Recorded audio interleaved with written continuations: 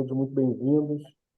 Que Deus nos abençoe nessa aula. Vamos orar para começar. Amém? A gente vai falar um pouquinho sobre cristologia, né? Sobre a obra do nosso Cristo, sobre a pessoa do nosso Cristo. E é um dos assuntos que nós temos mais. Como Certamente é aqui? um dos assuntos que a gente tem uma riqueza e profundidade que é imensurável, né? O pouco que a gente fala, se a gente ficasse aqui por anos falando sobre esse assunto, a gente conseguiria arranhar só a superfície do que é esse estudo, né, sobre cristologia. Então, que bom que vocês estão por aí e vamos começar a nossa aula orando, né, da melhor forma. Amém? Senhor Jesus, nós queremos te louvar nessa noite, te agradecer, Senhor, por essa oportunidade de compartilharmos a tua palavra, Senhor. Como é Sei também bom, todo Deus, mundo como é bom tem. que há irmãos que estão interessados em aprender mais de ti. Há irmãos que estão gratos, Senhor, como o meu coração se alegra hoje por poder ouvir mais a tua palavra e aprendermos de ti, Senhor. Nos conduz nessa aula, que nós sejamos apenas canais daquilo que o Senhor quer fazer no meio do teu povo. Obrigado por tudo, Senhor. Nós te agradecemos por tudo que o Senhor realizará. Em nome de Jesus. Amém. Amém. Amém. Queridos, então sejam muito bem-vindos, né? E deixa eu tentar aqui compartilhar minha tela aqui.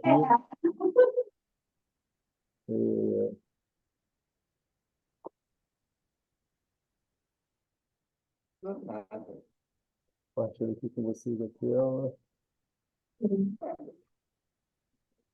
Só mais um minutinho. Pessoal, fechem os microfones, por favor, senão fica a interrupção aqui, por gentileza. Obrigado. Quem puder, obrigado. Quem puder fechar o microfone aí é legal também. Assim.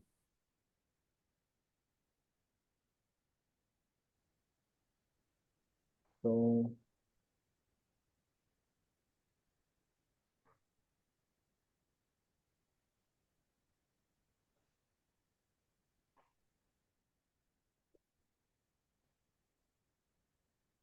então vamos começar, gente.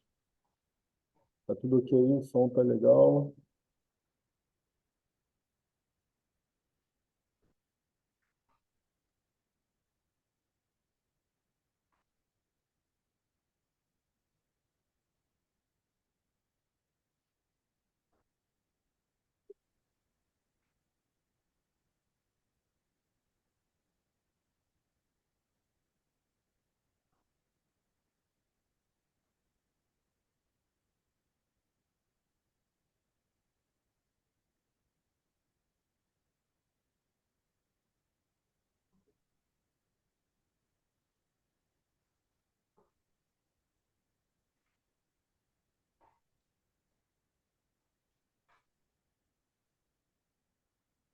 Vamos lá. Então vamos começar. Perdão, estava com uma falha técnica aqui. Tá tudo ok? Então, estão todos me ouvindo? Só confirme aí para mim, por favor. Tudo bem? Ok, estou ouvindo. Estão ouvindo todos? Ah, então, que eu acho. Muito bom. Deixa eu só achar aqui minha tela. Então, deixa eu tentar compartilhar a tela aqui com vocês.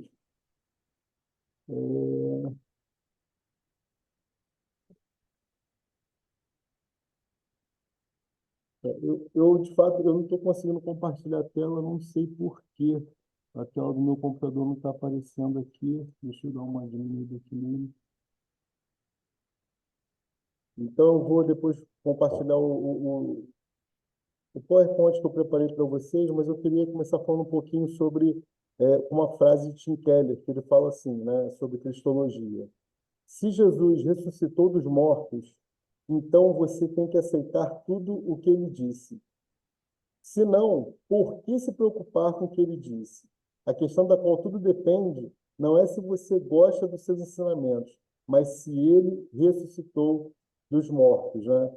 Tim Keller, então, disse essa frase e, assim, é uma frase que define um pouco o nosso estudo. Não é se a gente concorda ou não. A questão é que se ele ressuscitou, né? A questão é se ele ressuscitou dos mortos, né? Como ele disse. Tudo faz sentido. Tudo aquilo que ele falou vai fazer sentido. E a gente vai fazer essas aulas, né? Vamos ter umas 3 encontros para falar sobre a pessoa e a obra de Cristo, né? E eu acho lindo para nós, né? E a redenção que há em Cristo, ela está determinada desde o Éden, né? No Jardim do Éden, quando acontece a queda do homem, Deus já tinha predeterminado um plano para a salvação, né, do homem. Então ele vai dizer em Gênesis 3:15, né, a palavra de Deus diz assim: porém inimizade entre ti e a mulher, e entre a tua descendência e a descendência dela. Esta te ferirá a cabeça, e tu lhe ferirás o calcanhar. Né? Então, após a queda, é um prenúncio já do nosso Senhor sobre, né, o que seria a redenção lá já programada e que nós somos privilegiados de podermos participar, né, em certos aspectos dessa redenção. Então, continuando, eu gostaria que vocês abrissem as Bíblias, né, se estiverem com elas. Se não estiverem, deixa eu tentar mais uma vez compartilhar aqui a minha tela, né? Só tentar compartilhar aqui, porque tem todo um slidezinho aqui preparado para a gente. Está aparecendo aí para vocês agora a tela? Tá Não, não aparecendo? apareceu, Não, não. ainda não. Ainda não? Não. Eu não sei por que ela não está querendo aparecer aqui para mim. Tem. Mas eu vou lendo aqui e depois eu compartilho com vocês, né, o PowerPoint aqui que a gente fez, o PDF na realidade. Lá em Apocalipse 5, é um dos textos mais que falam acerca de Cristo, né, e daquilo que ele veio fazer por nós, da redenção que é determinada, e da pessoa de Cristo, né? Esse texto vai dizer assim, Apocalipse 5, a partir do versículo 1, vai dizer: no lado direito de quem estava assentado no trono, vi um livro escrito por dentro e por fora, bem selado com 7 selos. Vi também um anjo forte clamando em alta voz: quem é digno de abrir o livro e de romper seus selos?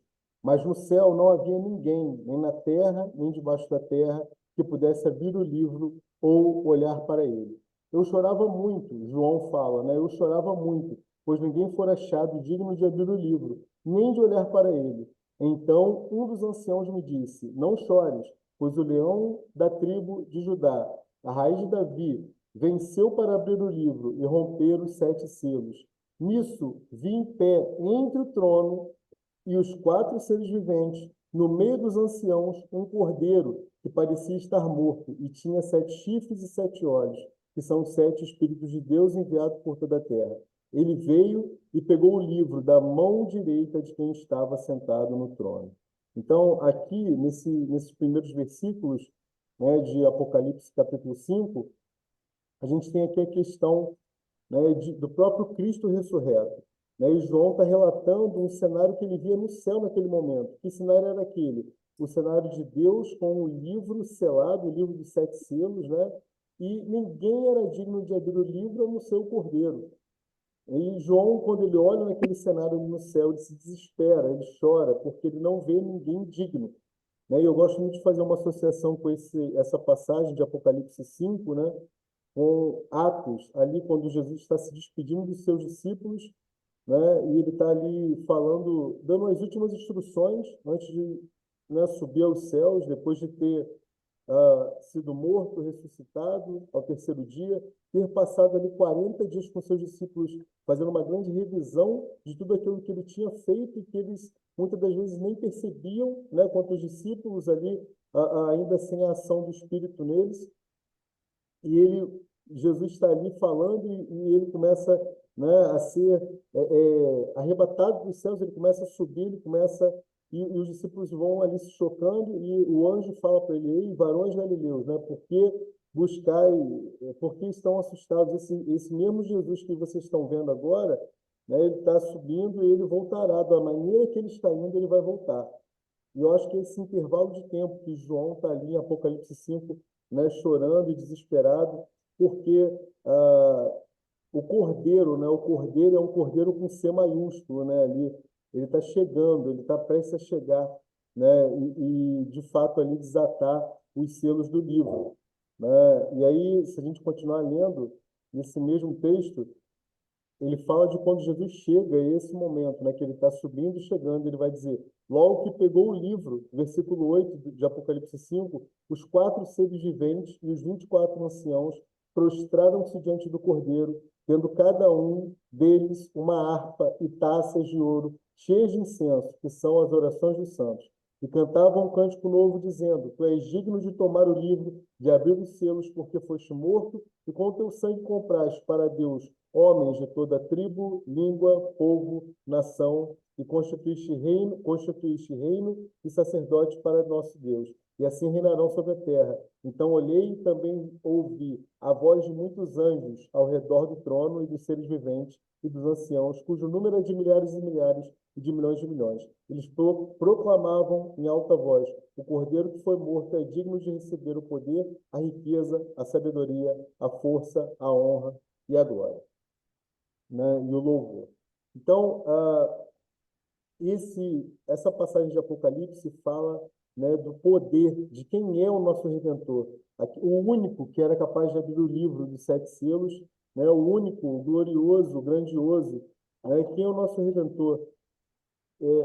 O nosso Redentor, ele é plenamente homem e plenamente Deus. A gente vai falar isso daqui a pouco com um pouquinho mais de detalhes, né? Quando a gente fala um pouquinho da pessoa de Cristo, né? O Verbo divino que era Deus, né? O Verbo divino era o Cristo, né? João 1:1. Queria que vocês, né, aqueles que estão aí com as Bíblias também abrissem suas Bíblias em João 1:1. Eu vou abrir a minha aqui, só para a gente acompanhar algumas coisas aqui também. João, Evangelho de João, e eu gostaria que vocês fossem anotando aí, capítulo 1, versículo 1. No princípio era o Verbo, e o Verbo estava com Deus, e o Verbo era Deus.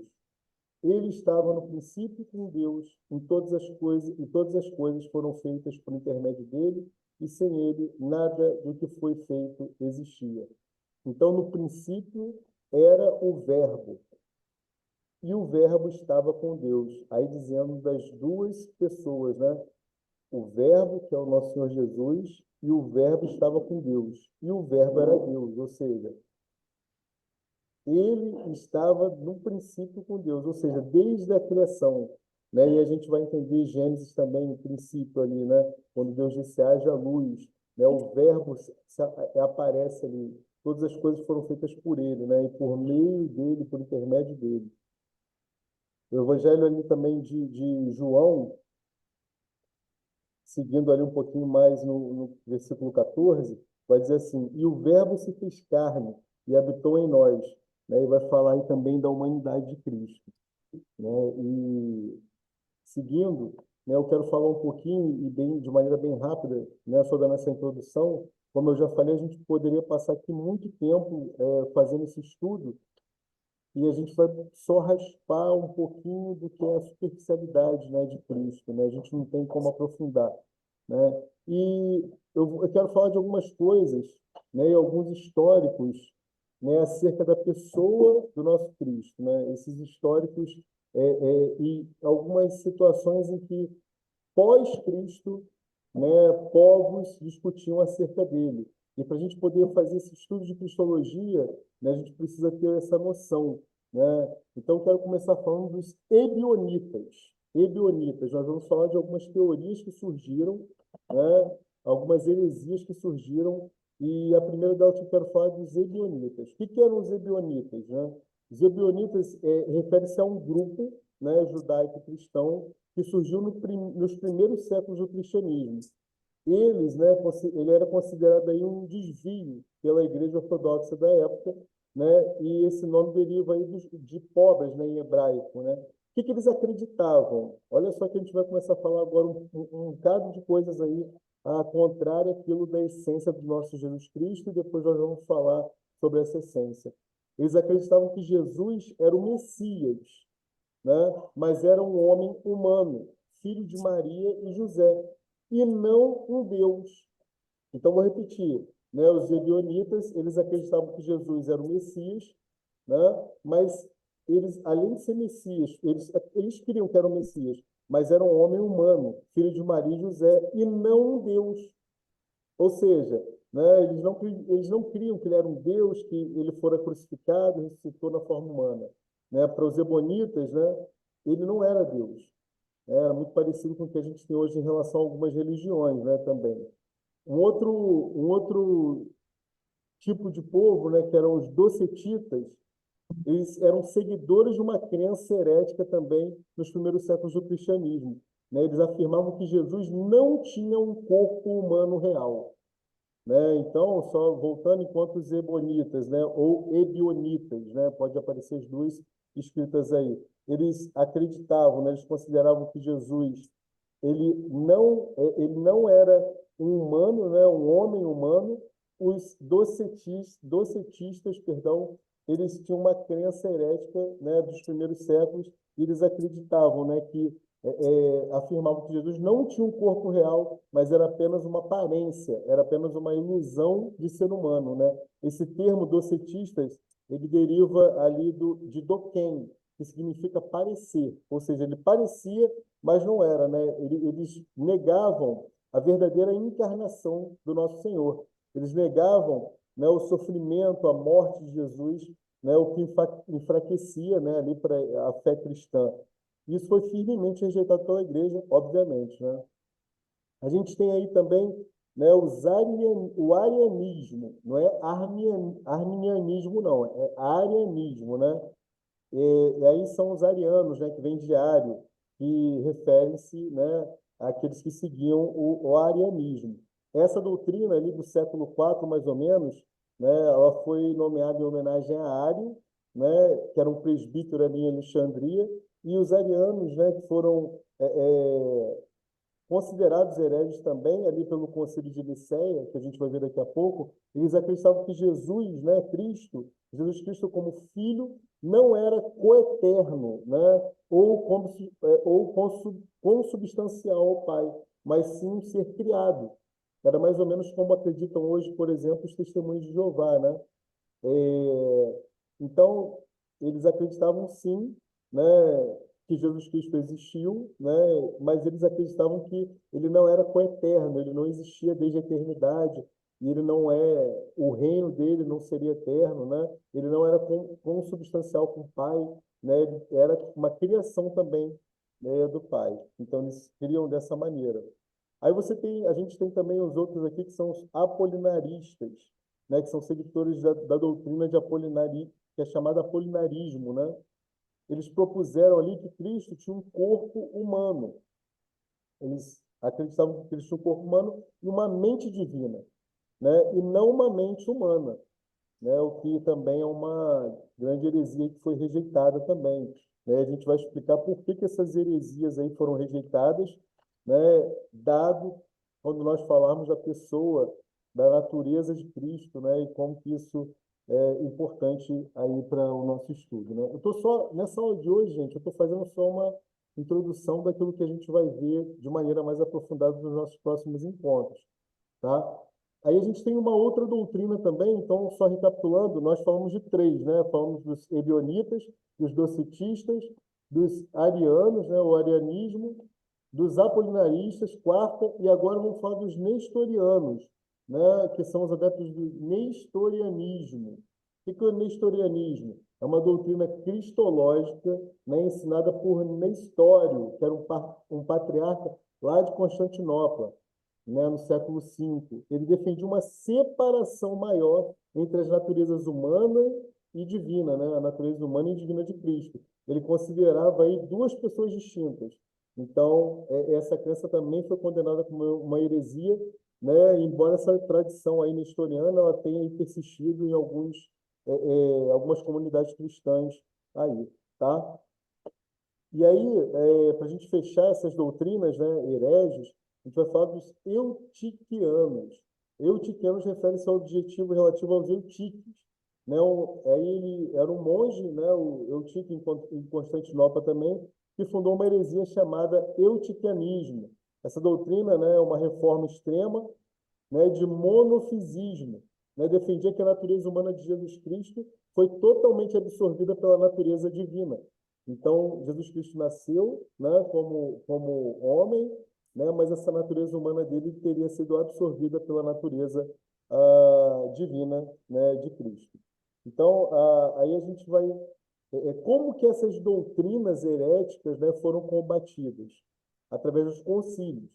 Tá? E a gente vai falar desses concílios com bastante detalhe e tentar trazer com bastante clareza para vocês. O primeiro concílio, né, e muito importante para a gente no nosso estudo, é o Concílio de Nicéia. Tá? O Concílio de Nicéia. Esse concílio, ele aconteceu em 325 depois de Cristo, né? E ele vai dizer o quê? Que a divindade de Cristo, né, ele vai falar dessa divindade frente ao arianismo que nós vimos, né? O arianismo dizia o quê? Que o Filho era criado, né? Era uma criação. O que foi definido nesse Concílio de Nicéia?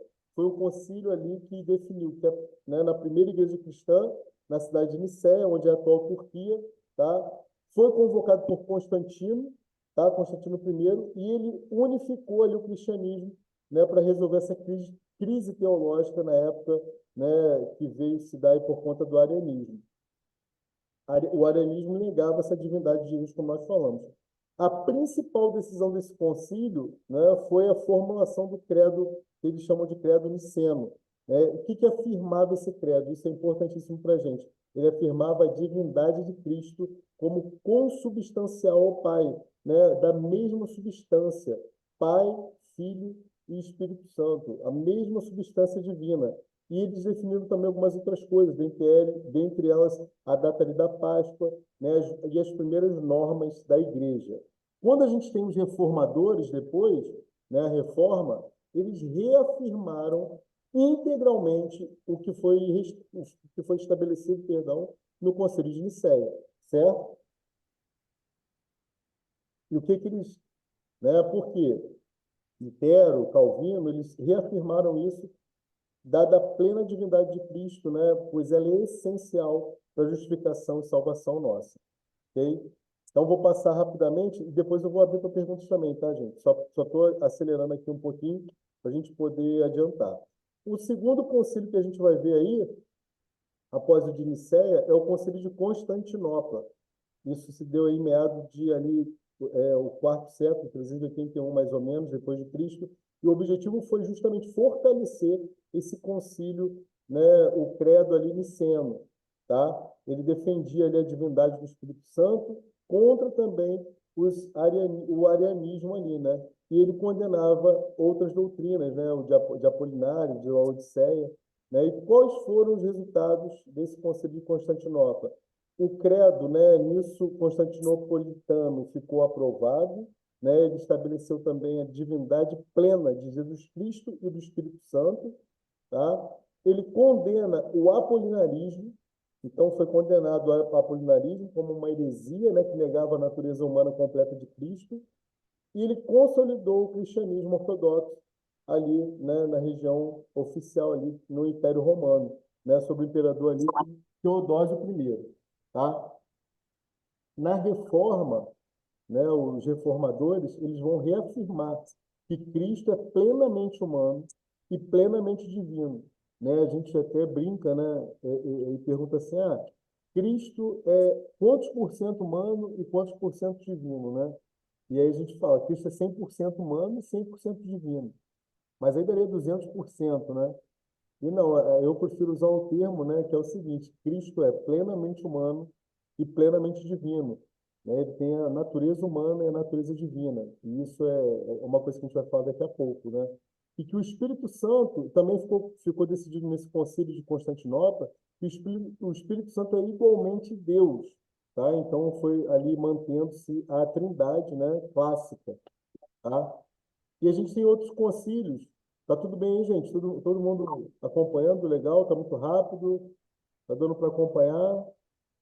Tá tudo certo? Sim, beleza? Perfeito. Tá ótimo. Então vamos. Outros concílios que a gente vai falar, mais dois para a gente dar sequência aqui. O concílio de Éfeso, né? O concílio de Éfeso. Ele foi um concílio realizado em 431, depois de Cristo, né, na cidade de Éfeso, e ele convocado ali, ele foi convocado pelo imperador romano Teodósio II, tá? E é lembrado por condenar o nestorianismo, o qual afirmava a existência de duas pessoas em Cristo. Tá? O concílio reafirmou a unidade de Cristo em uma única pessoa, composta por duas naturezas. Aí sim, a natureza divina e a humana, né? Aí você tem também, nesse concílio, a condenação do nestorianismo, né? E você tem uma união que a gente chama de união hipostática, né? Os bispos ali liderados por Cirilo, né, de Alexandria, eles defendiam a doutrina de que Cristo é uma única pessoa, né, que é a hipóstase com duas naturezas, uma natureza divina. Para fechar esses concílios, né, a gente poderia falar de alguns outros aqui também, mas eu escolhi quatro aqui que são, ao meu ver, os mais importantes. A gente tem o concílio da Calcedônia, tá, que é o quarto concílio, né, e ele foi realizado em 451 depois de Cristo, na cidade de Calcedônia, né, que é a atual Istambul. E o objetivo de definir ali, esse conceito, né, tinha o objetivo de definir a doutrina cristológica sobre as naturezas de Cristo, né, condenando ali o monofisismo. O que é o monofisismo? É o monofisismo que Cristo tem apenas uma natureza, né, aquela ideia de que a natureza divina acaba consumindo ali a natureza humana.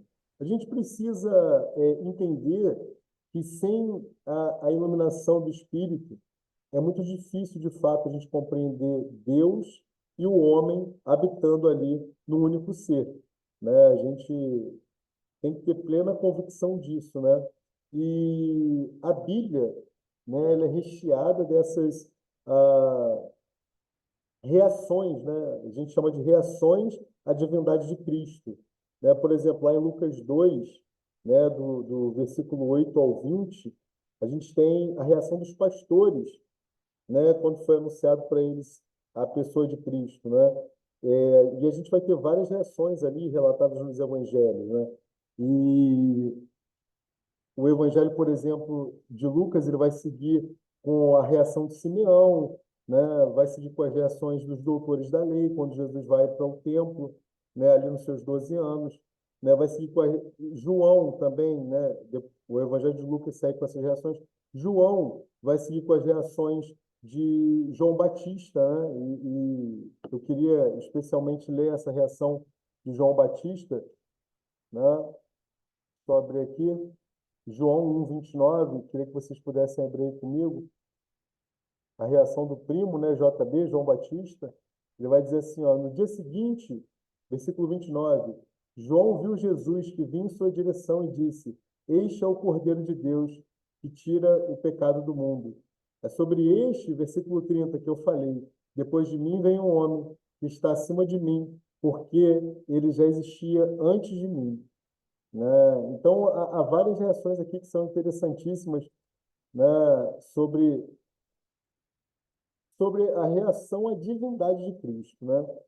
E, continuando, né, eu queria falar um pouquinho dessa natureza, né? Já estou aqui correndo para a gente, né, que a hora voa, né? Ela não passa, ela voa. E eu queria falar um pouquinho sobre esse presente, né, que é Cristo para nós, né? E Cristo é muito relatado nos quatro evangelhos, como todos nós sabemos, né? E não só nos evangelhos, mas a Bíblia toda de capa a capa vai relatar o nosso Cristo, né? E não são só as letrinhas vermelhas da Bíblia que falam acerca dele, mas é toda a Bíblia que fala acerca dele, né? Tabernáculo instituído pelo Senhor para Moisés no deserto é uma figuração daquilo que nós teríamos através de Cristo, né? O sacrifício perfeito em Cristo, né? Mas o tabernáculo do deserto, os templos instituídos depois, né, de Salomão, de Herodes, tudo isso é uma figura daquilo que o nosso Cristo veio fazer por nós, que foi o sacrifício perfeito, né? Aquele que, de uma vez por todas, redimiu aquilo que precisava ser redimido, fez a reconciliação, né, do homem, né, com o Senhor. Então, só para a gente seguir, eu queria fazer algumas considerações sobre os evangelhos, né? Por exemplo, a gente tem 4 retratos biográficos de Jesus nos evangelhos, né? Mateus, né, ele é um evangelho muito voltado ali para os judeus, né? E onde a gente tem muitos cumprimentos ali de profecias, e Jesus é relatado ali como um rei, né, no Evangelho de Mateus. Em Marcos, por exemplo, né, é o evangelho mais breve ali, e a gente vai ter a descrição, né, de muitos milagres de Jesus, né, ali na área da Palestina, e ele vai ser relatado como servo, né? Já em Lucas, né, Jesus veio para todos os povos, né? Lucas vai relatar isso. E a gente tem uma figura de Jesus ali como homem, né? Mais centrada ali no Jesus, na sua natureza humana. E João, né, pelo menos ali 2/3 do Evangelho de João, dos registros ali, né, ele vai registrar a última semana de vida ali de Jesus, né? E vai falar da sua encarnação, né? Ele como verdade, como luz do mundo, ou seja, João vai falar ali da divindade, né, do nosso Senhor, né? E essa reação, e aí voltando só um pouquinho, né, quando a gente pega os evangelhos e a gente olha as reações que existem nos evangelhos acerca da pessoa de Cristo, como eu falei, Lucas 2, do 8 ao 20, os pastores foram os primeiros a receber nessas boas novas, né? E é muito lindo isso, porque o trabalho desses pastores, né, providenciava o sustento não só do homem, né, mas era o sustento das ofertas ali, né, que antes de Cristo eram necessárias, né?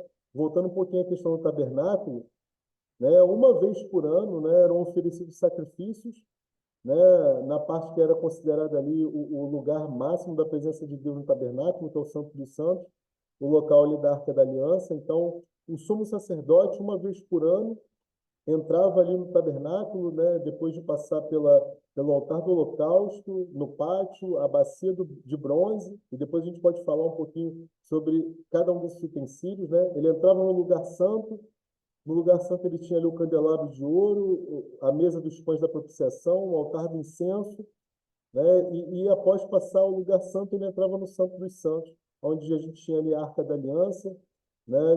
Com toda a Shekinah de Deus, né? E uma vez por ano era oferecido esse sacrifício, e o povo tinha ali, então, a remissão dos seus pecados, né? Os pecados do povo eram redimidos, mas por um ano. Tudo isso tinha que ser renovado para o ano seguinte. Pós-Cristo, não, ele é o nosso sacrifício perfeito, né? E os pastores tiveram essa, esse primeiro relato ali, né, da divindade, né, daquele que viria para nos redimir. Né? E como eu falei, depois nós já vimos lá Lucas 2, né, 28 a 32 também Simeão, falamos de João Batista, João 1:29, Nicodemos, né, tem uma reação linda acerca de Cristo, né, está lá relatado em João 3:2. Eu destacaria também a mulher samaritana, João 4:19. Todos esses textos que eu estou colocando para vocês estão lá no PowerPoint. PowerPoint não, perdão, no PDF que eu vou colocar lá para a gente depois, vou compartilhar. Pedir o pastor Felipe compartilhar para a gente. E eu pediria que vocês fizessem a leitura desses textos, né? Com muita calma, para vocês poderem ver isso, as reações à divindade de Cristo. E é interessante também que Pilatos, né, vai reagir também, né? Pilatos, lá em Lucas 23, né, 4, quando a igreja, né, os fariseus, queriam ali uma chancela, né, para poder fazer o que eles queriam fazer com Cristo, Pilatos falou, olha, eu não vejo nada nesse homem, né? Está relatado lá em Lucas 23, 4. E depois, mais à frente, João 19:5 ele vai falar, né? Et homem, eis aí o homem, né? E é muito lindo tudo isso também. Tá? Então, são algumas reações, né, à divindade de Cristo que a gente vê, e tem o testemunho de Jesus sobre ele. Né? O testemunho de Jesus sobre ele. E eu separei alguns textos também para a gente sobre esse testemunho, né? E eu gostaria que vocês também acompanhassem aí comigo. Lá em João, eu quero ler esse testemunho de Jesus sobre ele, que eu acho muito importante para a gente entender. João 12, João capítulo 12, versículo, João 12, versículo 49. Eu vou fazer leitura aqui para quem não está com a Bíblia, tá? Então ele vai dizer assim, ó: pois não falei por mim mesmo, mas o Pai que me enviou ordenou-me, né, o que dizer e o que falar. Né? Jesus está falando, não falei por mim mesmo, mas o Pai que me enviou ordenou. João 6 também, João 6, versículos 48 a 50. Olha que coisa linda. Eu sou, Jesus está dizendo, né? Eu sou o pão da vida. Vossos pais comeram o maná no deserto e morreram. Este é o pão que desce do céu, para que todo aquele que dele comer não morra. Eu sou, de novo ele vai falar, né? No 51. Eu sou o pão vivo que desceu do céu. Se alguém comer deste pão, viverá para sempre. E o pão que eu darei pela vida do mundo é a minha carne, né? Quando ele fala aí da carne, ele está falando do Deus homem, né? E aí eu queria, já fazendo aí algumas considerações finais, né? A gente já tem 20 minutinhos aí, mas tem algumas coisas aqui para falar que são muito interessantes, né? E eu queria que vocês redobrassem a atenção agora para entenderem, para a gente entender aqui juntos, né, algumas coisas acerca da união das duas naturezas do nosso Senhor Jesus Cristo, né? Lá em Romanos 1, o apóstolo Paulo vai falar no versículo 3 e versículo 4, ele vai dizer assim, ó, acerca de seu filho, que humanamente nasceu da descendência de Davi, e com poder foi declarado filho de Deus, segundo o Espírito de santidade, pela ressurreição entre os mortos, Jesus Cristo, nosso Senhor. Né? Então, para falar um pouquinho dessas duas naturezas, a gente precisa entender o seguinte: Jesus, né, ele é homem, né? Ele veio nascido de mulher, né? E é interessante que isso gera uma grande polêmica, né? Porque, humanamente falando, né, nós, seres humanos, temos 46 cromossomos, né? E Jesus tem os 23 ali, né, de Maria. E os outros 23 vieram da onde, né? E aí eu vou remeter lá à criação do nosso Senhor, né? Lá em Gênesis 1, quando ele pegou do barro, né, e soprou o sopro de vida no barro, né? Então, Jesus que providenciou ali também na criação, ele estava, o ato da criação se deu por ele. Ele sopra e cria, né? Então, esse mesmo Deus, né, é responsável por colocar ali os 23 cromossomos restantes, né? É um fato, é um milagre, é algo que a ciência não vai explicar, né? Existem coisas divinas que não há explicações científicas, né? Isso é muito lindo, né? Isso é algo que nos surpreende todos os dias, né? Quando a gente se aprofunda aí nos estudos, né, da Escritura. Mas eu queria falar um pouquinho dessas duas naturezas de Cristo, né? E para a gente falar da natureza, a gente precisa definir o que é natureza, né? Muitas das vezes a gente, quando está numa aula, né, ou numa pregação, que é uma aula, a gente vai falando as coisas, né? E a gente pensa assim, não, mas isso aqui é tranquilo, as pessoas sabem o que é, né? E se a gente não tomar cuidado, a gente vai ter muito esse hábito. A gente fala, por exemplo, eu falei da natureza, mas se a gente for se definir aqui, né, essa questão da natureza, né? O que que seria natureza? Né? Por exemplo, eu estou sentado numa cadeira, né? A gente, vocês aí estão também talvez sentados, deitados na cama, de alguma maneira estão aí ouvindo a aula, né, sentados ou deitados, não importa, mas eu quero falar da natureza dessa cadeira, né? O que que é a natureza? Natureza, gente, é aquilo que faz algo ou alguém ser o que é. Então, por exemplo, a cadeira, ela poderia ser, essa aqui que eu estou sentado é de couro, mas ela poderia ser de madeira, ela poderia ser de acrílico, né? Ela poderia ter vários materiais, mas ela não perde a sua natureza, porque uma vez que ela cumpre a sua função, ou seja, ela faz algo, né? Ela é aquilo que a natureza dela faz algo, né? É aquilo que faz algo ou alguém ser o que é. Ela é uma cadeira porque ela cumpre a função dela, né? Que é nós ali sentarmos nela, né? Então a gente precisa definir essa natureza, né? A pessoa, agora, o que que seria a pessoa? Então, a definição de natureza, vou repetir, é aquilo que faz algo ou alguém ser o que é. Isso é natureza, tá? Agora, a definição de pessoa. Pessoa é aquele que tem consciência de si. Por exemplo, nós temos consciência, né? Mas, deixa eu dar um exemplo aqui.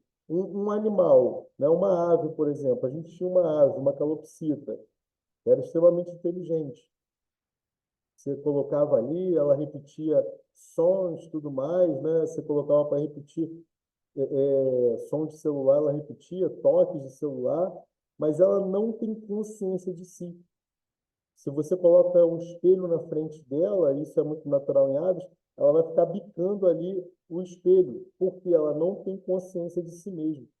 A pessoa, não. Nós, quanto pessoas, nós temos consciência de nós mesmos, né? Jesus, vamos entender agora um pouquinho isso. Jesus, ele era homem e ele era Deus.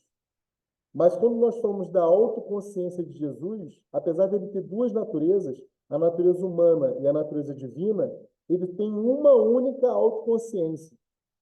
Então, redobrem a atenção para entenderem isso, tá? Ele tem uma única autoconsciência. Eu explico. Quando ele fala assim, ó, essa autoconsciência, ele pode dizer, né, que ele tem fome e ele tem sede. E essa autoconsciência, ele vai dizer também da divindade dele. Então, ele vai, quanto o homem ter fome e ter sede, quanto Deus, ele tem um domínio, por exemplo, do mar, né? Ele vai dizer, mar, acalma-te, vento, aquieta-te, mas ele é só um. Da mesma maneira que ele fala, eu tenho fome, ele vai dizer, mar, aquieta-te, eu sou que sou. Então, ele tem uma única autoconsciência. Quando ele fala a questão eu sou, é a mesma coisa que ele dar uma ordem ao vento. Então, é uma única consciência, uma única autoconsciência aí do nosso Senhor. Então, ele tem duas naturezas, ele é totalmente homem, ele é totalmente Deus, ele é 100% homem, 100% Deus, né? Não sendo ali 200%, mas, né, naquela brincadeira que eu fiz no início da aula, ele é totalmente homem, totalmente Deus, mas ele tem uma única autoconsciência. Se nós falarmos, por exemplo, deixa eu dar alguns exemplos disso aqui. Eu sei que é complicado, mas é para a gente começar a entender um pouquinho mais sobre o nosso Criador, né? Sobre o nosso Cristo, né? É, se a gente falasse, por exemplo, das naturezas da Trindade, né? Pai, Filho e Espírito Santo. E Pai, Filho e Espírito Santo têm uma única natureza. Qual é a única natureza? Todos são Deus, né? Obviamente, quando o Filho encarnou, esse é um dos grandes mistérios aí que a humanidade não consegue entender, pois não tem iluminação do Espírito, né? Quando ele encarna, ele passa a ter duas naturezas. Mas em relação à Trindade, uma única natureza: Pai, Filho e Espírito Santo. Tá? Quantas, só para a gente brincar aqui um pouquinho, né? Autoconsciência da Trindade, por exemplo, né? Como eu falei, Cristo tem uma única autoconsciência, tá? Autoconsciência da Trindade, a gente tem a consciência do Pai, né? Então, a autoconsciência da Trindade são três. O Pai fala assim: esse é o meu filho amado, em quem me comprazo. É uma autoconsciência. O Filho fala: eu amo o meu Pai. É outra autoconsciência. E os dois vão falar acerca do Espírito Santo, Deus. Então, autoconsciência da Trindade, três pessoas, né? Três ali, autoconsciências. Tá? Então, só para resumir aqui, né? A natureza. Jesus, então, encarnado, duas naturezas, né? A natureza humana e a natureza divina.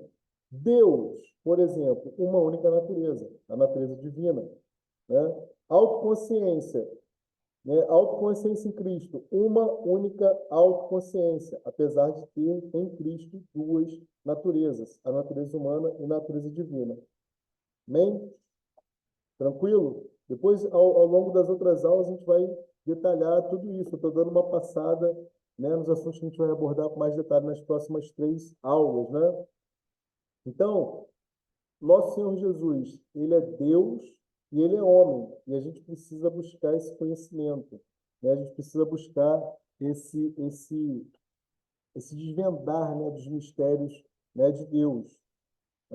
E, como eu falei, a gente só vai conseguir arranhar esse autoconhecimento, né? A gente não consegue aprofundar tudo que tem que ser aprofundado, e ainda que nós passássemos a nossa vida toda estudando acerca dele, nós não conseguiríamos atingir ali nada significativo, mas esse nada significativo em comparado à riqueza faz com que nós entreguemos as nossas vidas, faz com que nós nos prostremos, o adoremos, né? Então, queria ler aqui algumas coisas já para vocês, que eu separei, só para a gente poder fechar esse nosso primeiro encontro aí, que já está quase dando 1 hora, né? Sobre essa questão da natureza, as duas naturezas de Cristo, tá? Então, primeiro, acerca da humanidade de Cristo, né? Ele vai dizer assim, a sua realidade, né?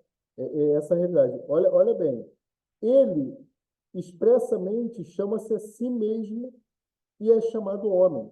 Então a gente tem lá, né, alguns textos aqui, ó. João 8,40.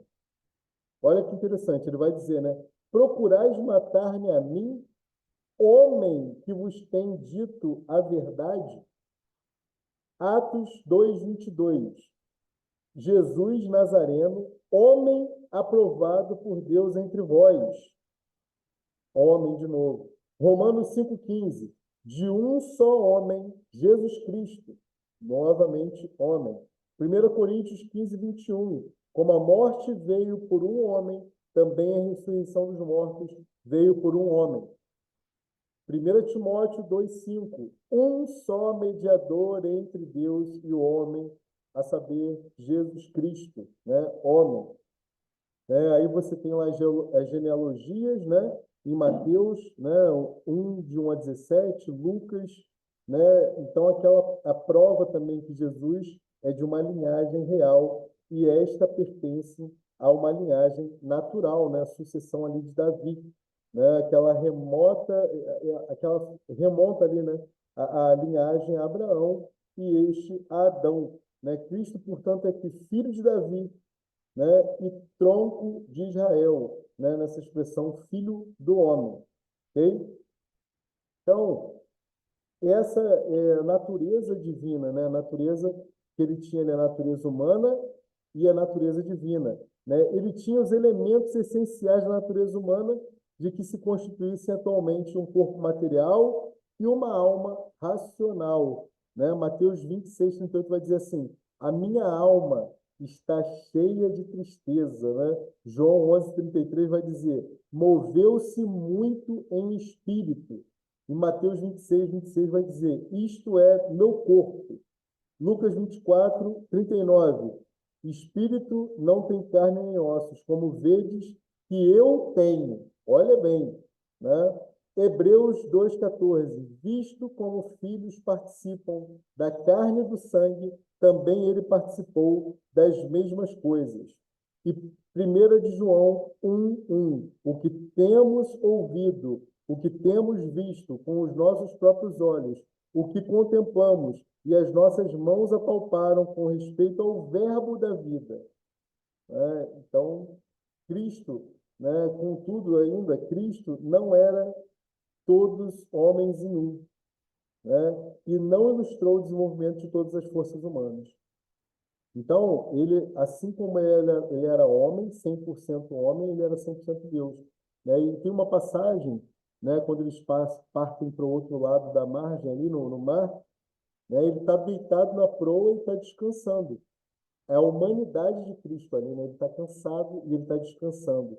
E, ao mesmo tempo, ele vai manifestar sua divindade. Quando os discípulos estão ali prestes a morrer, assustados, e eles falam, mestre, não te importa que nós morramos, então ele vai levantar e vai aí colocar o 100% divino, né? Mar, aquieta-te, né? E vento, acalma-te, e tudo vai se tornar em bonança, né? Então, esse é o nosso grande Senhor Jesus Cristo, né? Aquele que nos redimiu, aquele pelo qual nós vivemos, nós gastamos as nossas vidas, né? Um Deus poderoso, cheio de atributos, né? Atributos que são comunicáveis dele, né? Que o amor, a justiça, e ele tem atributos também que são incomunicáveis, né? Que é a sua onipotência, que é a sua onipresença, onisciência, e tudo isso está presente, né, nesse Deus, né, que é homem, né, 100% homem, 100% Deus. E para a gente encerrar nossa aula, eu queria ler só mais um texto aqui com vocês, Mateus, o Evangelho de Mateus. Deixa eu abrir aqui. Eu vou enviar esse PDF para vocês, tá? Eu vou, para a próxima aula, eu prometo que eu vou ajeitar essa questão aí do nosso compartilhamento de telas, tá bom? Mateus 14, versículo 19. Olha que coisa linda. Depois de ordenar que as multidões se sentassem na grama, tomou 5 pães e os 2 peixes, ergueu os olhos ao céu, abençoou-os e partiu os pães. Depois os entregou aos discípulos e eles os entregaram às multidões. Então, o Cristo, que era humano, que teve sede, que teve fome, que estava cansado, depois de ter ficado ali pregando para aquela multidão, né? Foi o mesmo Cristo, né, que multiplicou os pães, né, na sua onipotência ali, né? E é o mesmo Cristo, né, que pode dar ordem, né, aos anjos, como fez e o faz ainda hoje, e fará eternamente, porque ele tem um reino que não tem fim, né? O seu reino é eterno, né? E é esse Cristo que a gente vai continuar estudando aí nas próximas 3 aulas, né? E eu queria aí abrir agora, saber se alguém tem, né, alguma pergunta. Eu falei que no finalzinho a gente abriria para perguntas, né? E esse é o momento aí que vocês podem ficar à vontade para fazer as perguntas.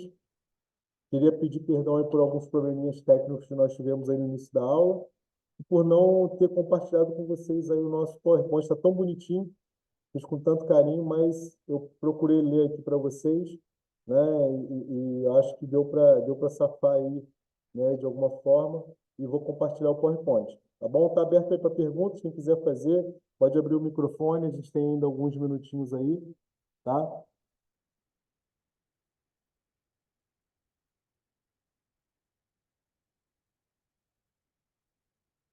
Tudo bem? Tudo tranquilo?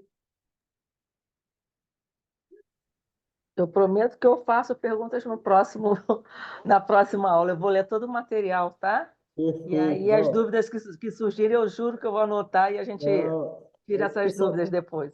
como foi essa aula introdutória, né? Eu sei que são muitas questões que a gente colocou, né, para fazer essa introdução e dar um aspecto geral para vocês do que a gente vai falar nas próximas 3 aulas. E aí a gente, né, vai falar com tranquilidade e vocês vão absorvendo. Quem quiser anotando ao longo da semana também com os textos direitinho que eu fui passando para vocês e tiverem aí perguntas para a próxima aula, podem mandar para o WhatsApp. Quem quiser depois aí pegar, eu vou até colocar no chat aí meu WhatsApp para quem não tiver, para a gente poder compartilhar aí algumas coisas, tá?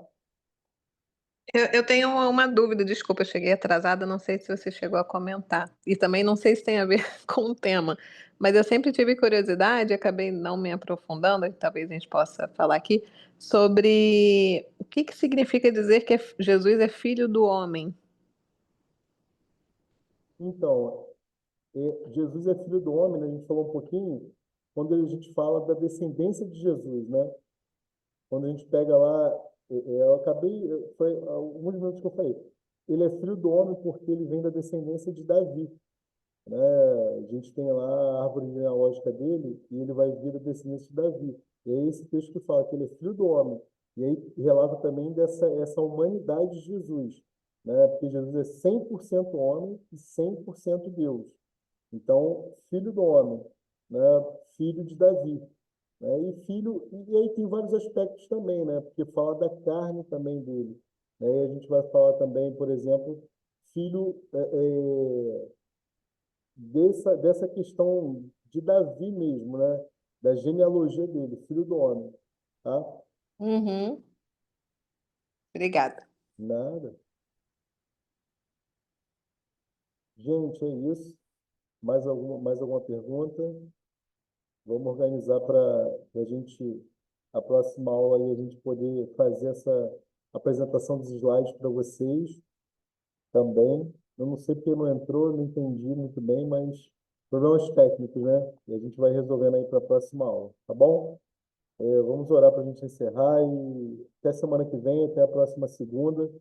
Eu acho que a gente introduziu, como eu falei, foram muitas informações e vamos destrinchá-las agora a partir das próximas aulas, tá bom? Temos mais 3 encontros aí. Foi muito bom estar aqui com vocês e vamos orar. Amém? Senhor, nós queremos te agradecer e te louvar por essa oportunidade de compartilharmos a tua palavra. Pai, muito obrigado pela vida desses irmãos que estão assistindo, que assistiram a aula, aqueles que vão assistir depois gravada.